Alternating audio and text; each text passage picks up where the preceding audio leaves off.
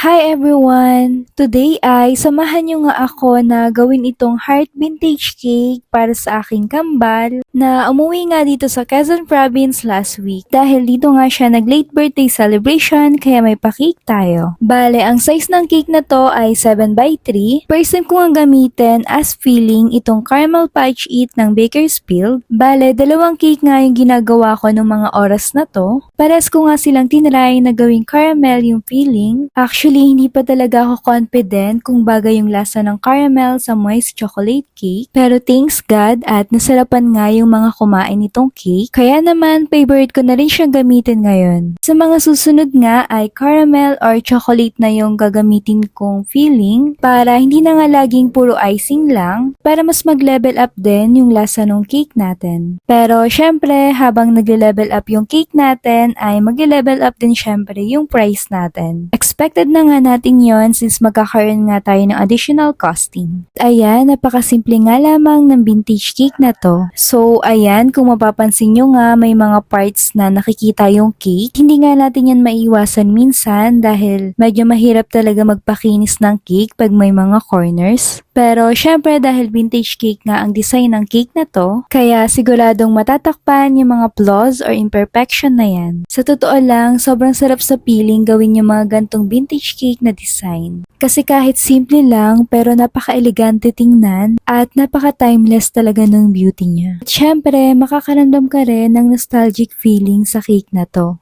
Pero hindi dahil simple lang siyang tingnan ay simple lang din siyang gawin. Kasi yung mga gantong design ng cake ay mas kinakailangan ng pagiging artistic at creative. Dahil napakadetalye ng design ng vintage cake. Lalo na nga yung ibang design na maraming colors at kinakailangan ng iba't ibang design ng piping tip. Kaya kailangan talaga dito ng piping skills. Ayan, tapos na palang ating vintage cake. Napakaganda at napakasimple lang. At syempre, napaka-perfect din talaga ng partner natin na si Whip It dahil na-survive nga ng cake na to ang 3 oras na biyahe sa napakalubak na daan. Tapos isang araw pa ngang wala sa rep at nabilad pa nga sa initan. Ito nga at ipapakita ko sa inyo kung saan nga namin siya dinala. Ito nga yung huling pinagdaanan ng cake na to pero tingnan nyo naman at buong buo pa rin dahil sobrang stable nga ng icing na gamit natin which is Whip It from Bakersfield. Kaya naman, thank you so much Whip It.